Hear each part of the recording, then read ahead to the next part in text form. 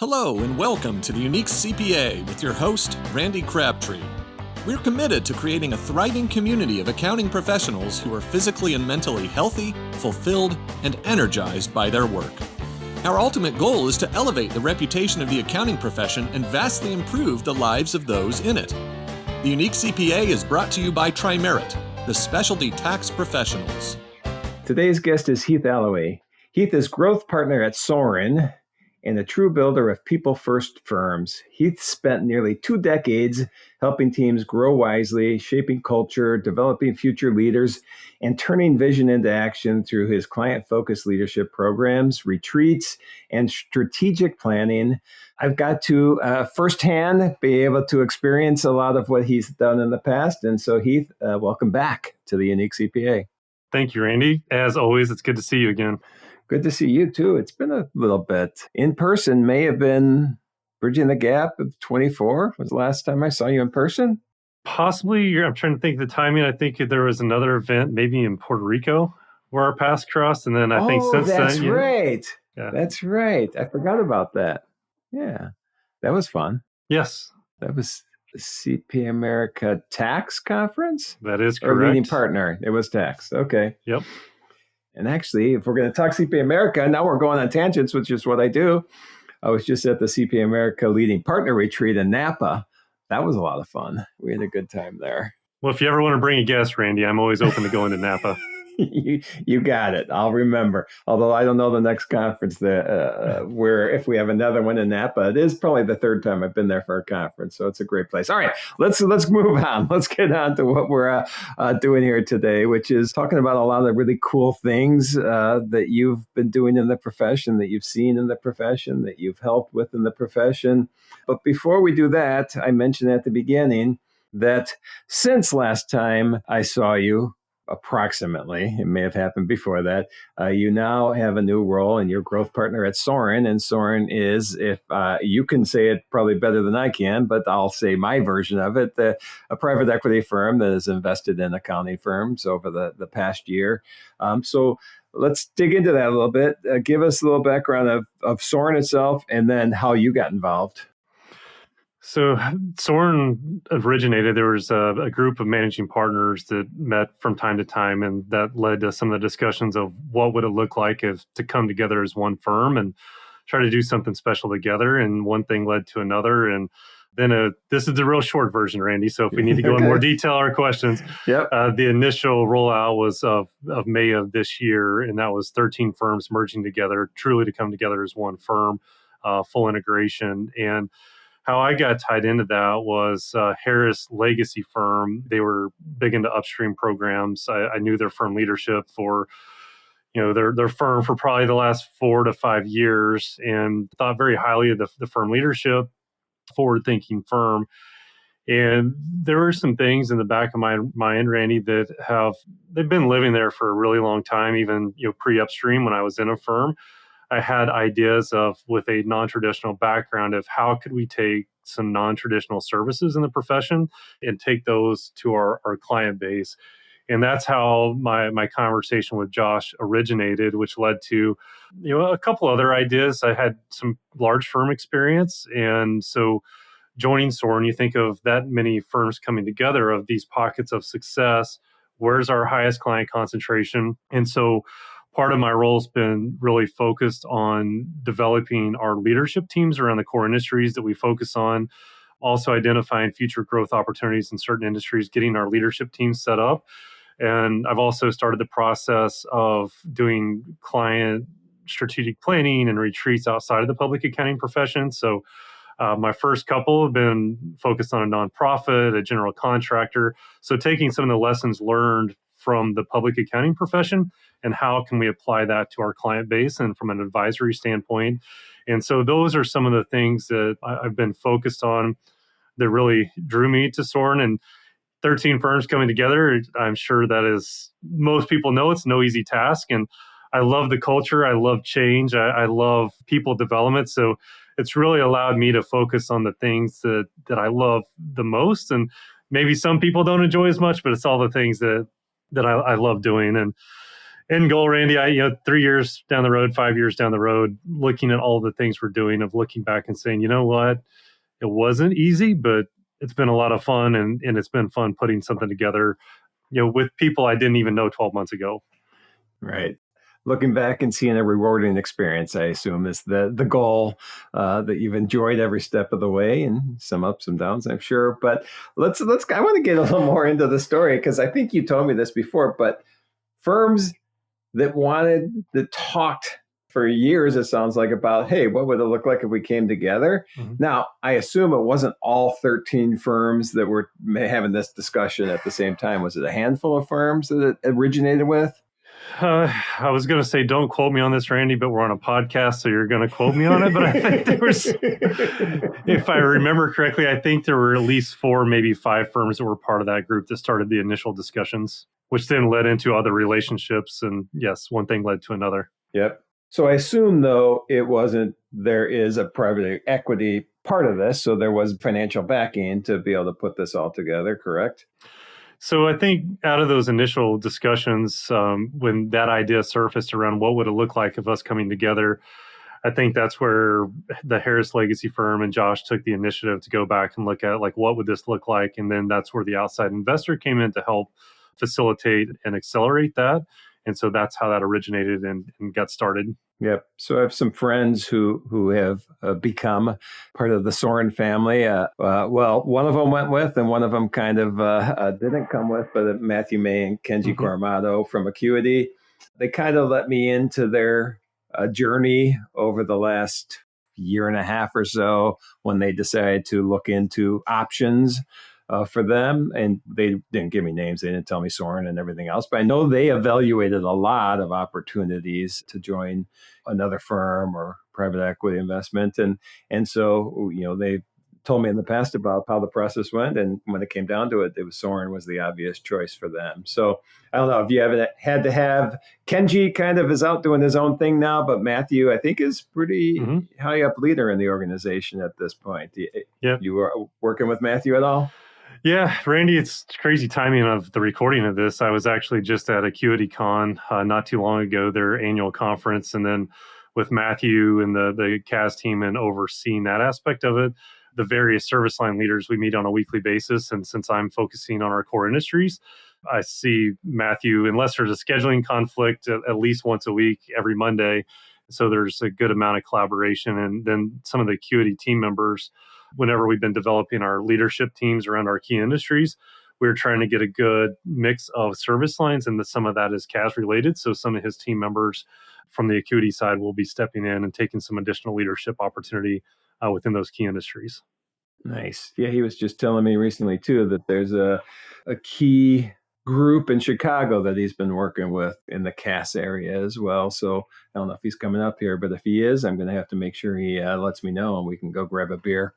Okay, so there's other things I want to talk about, but I'm intrigued with this whole story of Soren. Let's go into this. So your title is Growth Partner, but when you were talking about that, you were saying a lot of things other than what I think Growth Partner is. To me, Growth Partner is, okay, you're doing business development. But what you were talking about is leadership training and all that. What is, I guess, let's dig deeper into what your role is. Yeah, Randy, I would say it's somewhat unique compared to some other growth partner, growth officer type roles. Whenever I say the word growth, and this was big, even in my previous firm and then at Upstream, of when I look at any successful firm, we talk about their pillars or various areas for success. And I look at culture drives everything, and then our people, then our clients, and then growth. And when I look at growth, that from a revenue standpoint, that really fuels the firm culture. It allows us to reinvest in our people. And I am looking at from an internal mix of, so part of my role is internally facing, some of it's externally facing. The internal part of it is building the leadership teams, building more expertise in our key industries. How can we continue to evolve there?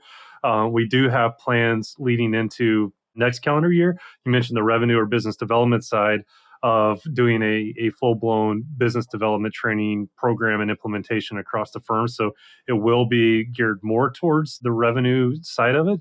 But then from a service line, that is working more individually from a client strategic planning and helping with the implementation of that further down the road of developing a leadership development type opportunities for Soren clients. I've learned so much from so many people around public accounting.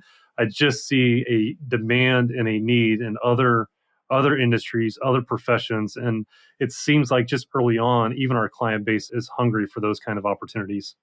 Nice. All right. Another thing that's intrigued me that you said earlier, and I'm probably going to get this wrong, but you said you were like facilitating retreats with a nonprofit or other types of organizations. What's that? And is this Soren related or what is this?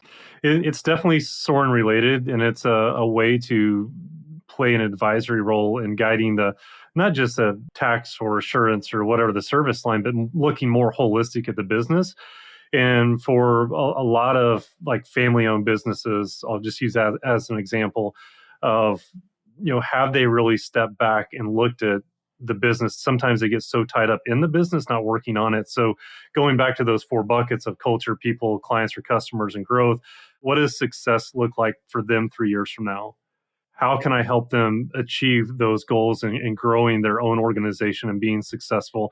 And that could look anywhere from like a day or 2 days, doing a lot of pre-planning, diving into how their leadership team works together. What are their obstacles? What are their hurdles? How can we help them be successful long term? So it's really stepping back and taking that advisory approach of how can we help them run their organization or business better. And I look to bring other service lines into the discussion, depending if it's like succession planning, or maybe they're looking to acquire or looking to exit the business down the road, and having that kind of guided discussions from someone outside of their organization. All right. Is this a offsite event? Is it a Zoom meeting? Is it a paid event? How do your customers or clients or potential clients get involved?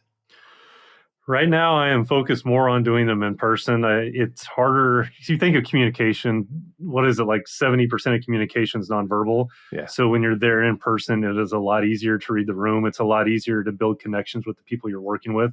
It's a lot easier to build trust. So my focus, I'm not saying we couldn't do it remotely, but I am much more focused on the relationship and trying to be in person. They could be a day. I'm big on the day and a half or 2 days, because typically some people process information differently. Mm-hmm. When you come back the second day, those that need time to process, they're usually a little more vocal about their thoughts. It gives them time to sleep on it, share any concerns, questions that they might have the next day. All right. So now I asked all the things that you intrigued me with when you were starting to talk about it. Let's get into a little of the ideas that we discussed prior to recording that we thought would be pretty cool to talk about. And so one of them, and this is something you sent over, and I loved it, is you wrote this out. You want to talk about a profession that can do more for you than you can ever do for it. And this, I think, comes from your background and where you came. And so let's hear about it. What do you mean by that? So I'm going to even take a step back, if that's okay, Randy, because I think what I just shared about retreats and facilitating and helping businesses. And I grew up it was a pretty small town, small family-owned business. And growing up in that environment, I learned so much about how a business operates. I learned a lot about relationships. I learned a lot about culture. I learned a lot about our communities and the impact that business can have on our communities. And that really drove my love, my passion for what I do. I don't want to say it's non-traditional, because it's kind of the American dream of business and running a business and doing all of that. But that's where I learned a lot. I went to college. I got a degree in just general business. I had no plans or expectations to get into public accounting. Candidly, Randy, I didn't know what I wanted to do. I was probably bouncing around a little bit, probably more focused on golf and friends and other things, and not necessarily my career. And a couple of years after graduating, my dad might have had some hard conversations with me, and it was time to grow up a little bit and get my foot in the door and start building a career. I put out applied for a ton of different positions, had a lot of different ideas. One thing led to another, and someone that I played college golf with was at firm BKD at the time. One thing led to another. I got my foot in the door. It was not my dream job, Randy, by any means, but it was my foot in the door. Spent my first, 14 to 15 months making calls for our partner group to like prospective clients. So trying to get a meeting set up. Learned a lot about rejection. I learned a lot about the different services we offered. I learned a lot about, just the profession as a whole. And so that drove a lot of that. I planned to build my resume. I planned to leave in 2 or 3 years. Now it's almost 20 years later. That was 2006. And when I say the profession could do more for me than I could never do for it, I was a few months ago, I had a chance to go to Banff in Canada. Mm-hmm. It was like 12 or 13 US firms that were going there to meet. I had the chance to go facilitate a meeting. I took my family with me. We were out. I don't know if you've ever been there, but No. we were out by one of the lakes. And it was just one of those moments, taking a picture with my wife and kids and thinking like, gosh, 19 years ago, never in a million years did I think that I would be getting paid to lead a discussion in Banff, Canada with several firms. And that's the real short version of it. But I've met so many people like you, just other people across profession that I mean, for the most part, Randy, I mean, yeah, there's probably some firms out there that whatever, you don't really want to work with. But for the most part, you just meet a lot of genuine people that want to do well. They want to lift up their communities. They want to lift up their people. They're trying to do what's right. I guess my advice for people thinking about getting into the profession or thinking about leaving the profession is there is way more opportunity and more impact, things that you never will even imagine that will have a positive impact on you. And it's just been a wonderful ride. I guess that's my best way of summing it up, Randy. No, I couldn't agree with you more. It's funny. I just had a question posed to me today, something I had to write a response to. And it was, if you go back, what was one thing you would change in your career? And I went through this question. I get this question a lot. I get, like you, I'm on podcasts a lot. I get interviewed. And my answer is always the same. I wouldn't change a thing because this profession's done so much for me and it's got me to where I am today. And this moment in time, sitting talking to you right now, it doesn't get better. I mean, we're talking about this profession and how great it is and things that it's done for us. And so what I told them is, this is actually what I said. I wouldn't change anything. I appreciate where I am. And that's thanks to every experience I've had. For others, I'd suggest prioritizing health, seeking help early, building your role around your strengths and passion, investing in mentors, fostering relationships. That's so important. Saying no more often. Those are things, hey, sure, would have made a difference if I'd done that more often? Maybe. But I wouldn't be sitting in this spot right now. And I want to sit in this spot right now, including time for recovery, don't overdo things. Integrating technology more. That's when I started in the profession, I just wasn't that great at it. It wasn't as a big a deal. But all these things, man, you're giving me goosebumps now, that the profession has given me has just been amazing. And I can't believe the same thing you're saying. I can't believe that I get to earn a living just trying to help people in this profession that I love. So, all right, that's my rant, but you got me going on that. I love that answer you had. Well, Randy, I love the response of I wouldn't change anything. So I think it's a really great question, but that response that's really good. Yeah. Well, I say that all the time because I do get asked that a lot. And most people know, if you listen to the show, I had a stroke 11 years ago. I wouldn't change that. And it sounds almost guilty. I feel guilty saying that because I'm very fortunate physically to have recovered. But again, I wouldn't be in the spot I am right now without having that stroke. And so less that I can say, I wouldn't change anything. And I know sometimes that's hard for people to believe or for people that, aren't happy with where they currently are. I just try to live with it's a cliche, but an attitude of gratitude. I'm very happy for everything I have and everybody that I have in my life. Yeah, Randy, you're not going to believe this. And I wish my handwriting's really bad, but because I was jotting down notes, I wrote attitude of gratitude down here. And I was going to ask, it's almost more of a mindset of we're bombarded with the negatives. We naturally tend to think more towards the negatives. And that attitude of gratitude or the abundance mindset, Yep.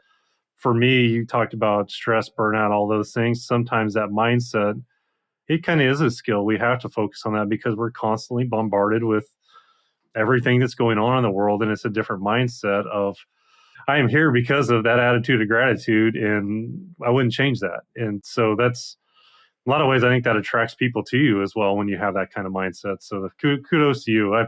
Well, you too. I can't make this up of writing it down.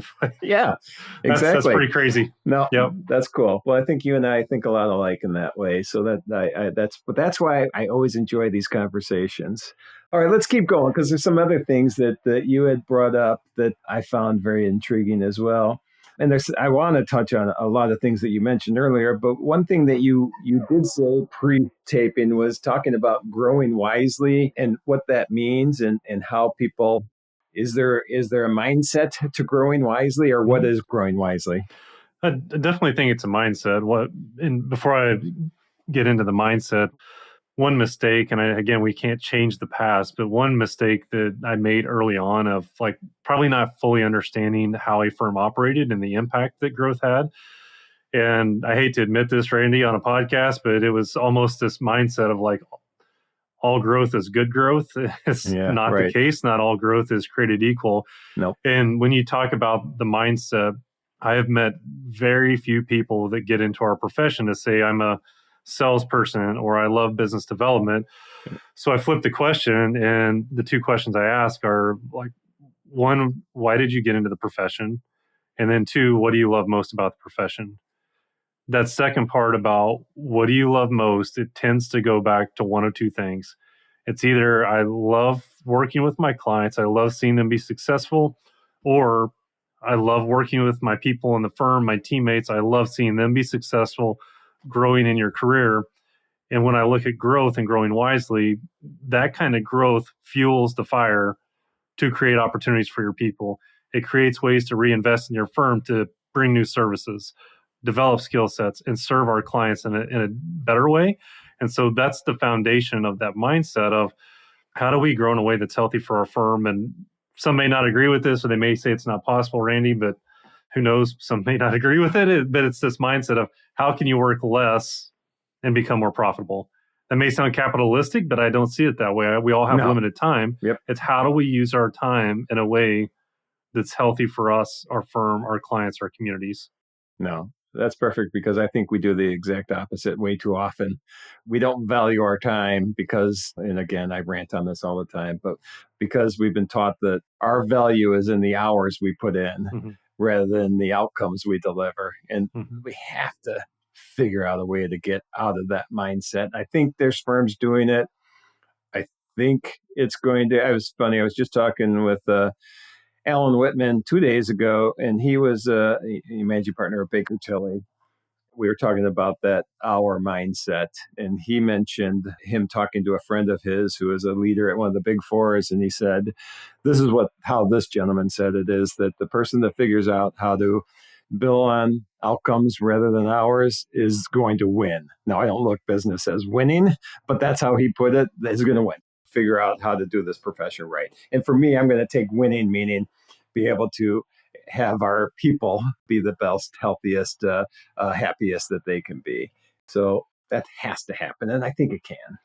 Yeah, I do too, Randy. I think we're making progress. Honestly, I think post-COVID forced us to take some of that action that we needed to grow wisely.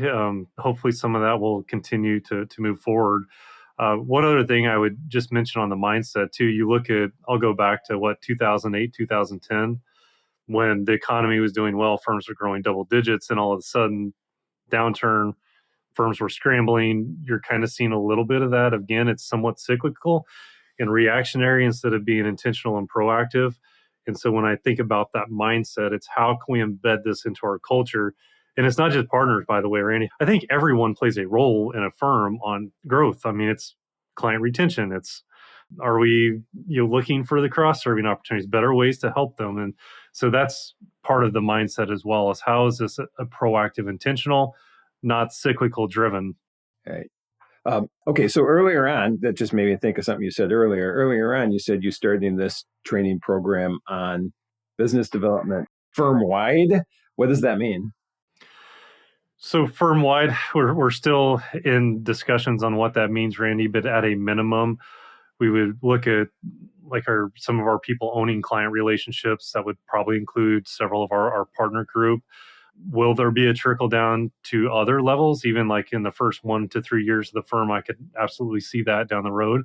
Because I think the earlier you start in someone's career and building that business mindset, when they hit the manager level or whatever level they're going to be required to start doing more of this, it's not going to be some big surprise of like, oh crap, I got to do what kind of deal. And so to me, that if you start there, you're embedding it into your culture. And then 5, 10, 15 years down the road, it's just something we do. It's not a surprise you're being asked to do something that like, I don't want to be part of that kind of deal.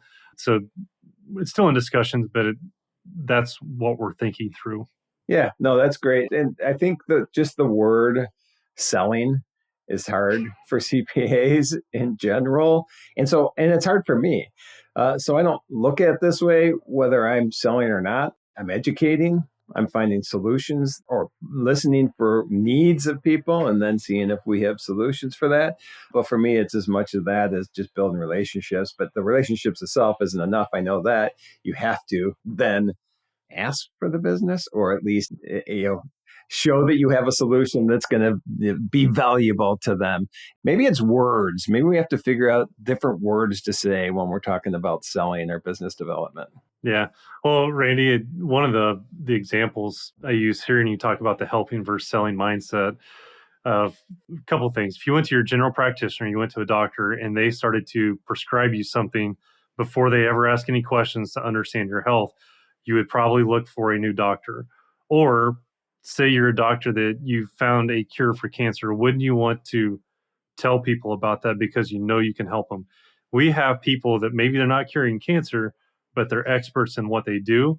Yep. And they have an opportunity to help nonprofits, construction companies, manufacturers, family-owned businesses. I almost see it as a responsibility, not as something they have to do. See, that's words. So we have to say it that way rather than it's all about words. Another thing, I've been recording so many podcasts lately. I keep getting new ideas from new people, which obviously I'm getting from you today. But there was another podcast recently where somebody was talking about just the words that we say sometimes have to be intentional to get the right point across or to communicate more appropriately. So that's been in the back of my mind lately. All right, I want to make a little pivot because you've mentioned the word culture about 6 times, and it'd be really hard for me not to talk about culture. And so I want to ask specifically, kind of going back to the beginning at this point, but specifically about, you got 13 distinct firms that at one moment just smashed together. I may be exaggerating this. And each one is going to have their own culture. I mean, they're not going to be the same. So how is that integrating these separate firms going and culture integration? Because there's going to be different things like just, hey, terminology is different in what we do, or our practices are obviously different, not even just culture, but even just titles, job titles, whatever. And so how have you helped facilitate the integration of these 13 firms into one cohesive culture?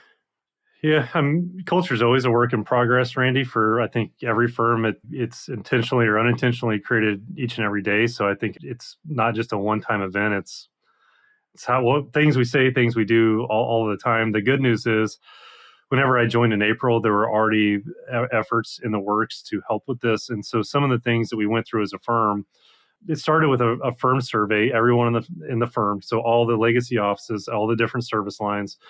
And there was a very high response rate around what they truly loved about their firm and getting feedback on the cultural values. And then that came out of that, there was a big focus on cultural workshops. So that included people at all various levels in the firm, from new to partners to firm leaders, different offices. And when they facilitated those workshops, one of the things that came out of that was we realized that they're people like we are. And so there was a lot of those barriers breaking down of, it's not the legacy firms, it's people coming together of what matters the most to us as we come together as Soren.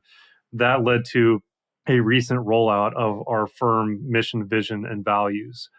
And that rollout, part of the rollout, which I love, and the Harris legacy firm was doing this beforehand, but it called a thematic goal process. So each of the offices, each of the service lines are now going through like a half day or a day thematic goal workshop of coming together in that office, focusing on one thematic goal from our mission, vision, values, and a project to implement it in their office over the next several months.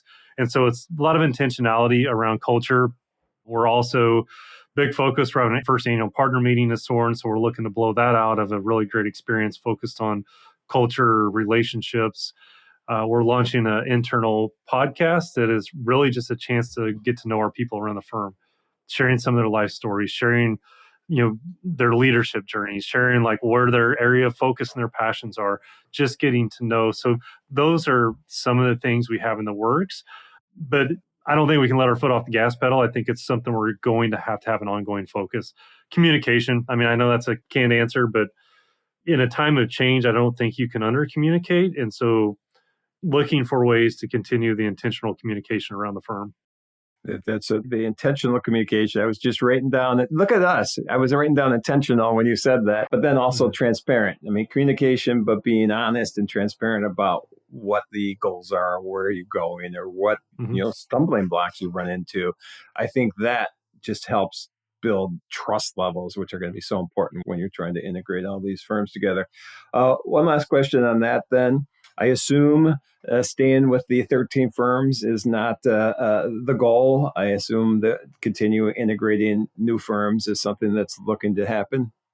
Yeah, Randy, I don't think it'll be another 13 firm kind of deal. I don't think that's the case, but it's more of going back to the culture aspect of the right cultural fits, geographic markets, the service lines, or like specialty expertise or specific industries, and being very, thorough about that and making sure it's a right fit for us, it's a right fit for them. So I anticipate there will likely be more, but it won't be a 13 at one time rate. Who knows? I could be wrong on that, Randy, but I don't see that being the next step. All right. So before we wrap up, because I don't want to wrap up because I enjoy talking with you so much, but kind of a play off that question I got earlier, about, hey, what would I change in my past? Let's not even look at that. Let's say somebody is struggling with something, because I struggle with stuff all the time and I learn from that, but not soon enough sometimes. So if you were looking at somebody maybe struggling with something or having issues with something, or, what's one thing or two things or three things that you've learned from your past that you would like to be able to give people advice on to help them as they're moving forward? Yeah, Randy, it's a powerful question because one thing I've learned, and I've seen this in quotes, but Sam Allred was also someone that love Sam. Early days of Upstream, he said something to me that just really stuck with me. He said, with our line of work, someone told me at one point that at least half the people you're going to meet are going through something you never have any line of sight to. He said, after doing this for years, it's probably closer to 80%, maybe even closer to like 100%. And so that just always resonated with me. And I've always tried to approach people before being professionals, of knowing that who knows what people are going through when they show up in an office or they show up at a conference or whatever it may be. And so just knowing that as a starting point, that likely if you're going through something, you're probably not the only person that's going through it. So a couple of things I would leave the group of: don't silo yourself, connection with others. Reach out to me, reach out to Randy, reach out to someone you're close to, knowing that you're likely not going at it alone. I've also learned, Randy, that through sometimes those hurdles or those struggles, you mentioned like your stroke that you went through, you wouldn't change that. Depending on how you view things, there are going to be learning opportunities, things that you go through that will guide you in the future. And I'm a big believer that there's always a plan, and that we all are going to go through struggles. And sometimes those greatest struggles are going to lead to your greatest learning opportunities or a better future. So if you're going through it, stick through it. There are always ways to come out, and you'll learn and you'll grow from that. Yeah, I think that's great. And I don't want to steal your thunder, but when you were saying that, it reminded me of when I was at an Upstream conference on stage, actually being interviewed about my stroke and the struggles I had afterwards. And to this point, you sharing what you've gone through, you sharing your knowledge so people don't feel like they're alone. After this specific session, somebody came up to me and said, honestly, it's going to make me cry right now. And everybody probably knows I cry a lot. But this person came up to me and said, I just thought this was the way I had to be. I've been struggling for a long time, and I thought that was just me. And after listening to, the conversation you had on stage, I realized I can do something about this. I don't have to feel this way. I can make changes in my life. And that for me just made everything worth it. If one person feels like they can do something, better than they were doing yesterday because of something that you were able to share with them, that's a moment I'll never forget. So yes, I completely agree with you. Well, Randy, I know we're wrapping up. I hope we have time for this, but when you say that or hear that, I see you talk about that, that's to me is going to be greater than any financial gain or winning a client or a title in a firm or anything like that. Kind of stuff is going to leave more of an impact, not only to you, but to everyone you come across. And I can vouch for you in that session because it wasn't just one person. That was the only time that I've seen in a group setting like that where it wasn't that just that one. I saw people tear up. Who knows? I might even have teared up a little bit. I had multiple partners, managing partners, come up afterwards and say, like, you know what? I needed to hear that, or I have someone in our firm struggling with that. They need to hear that. And so, yeah, the more you can share your story, I think the more of an impact. And sometimes it's against what we think of, like, we have to act like we have it all put together, but you don't. Nope. If someone says that, they're probably lying to you, Randy. Yep. And like you said, and like Sam told you, everybody's dealing with something.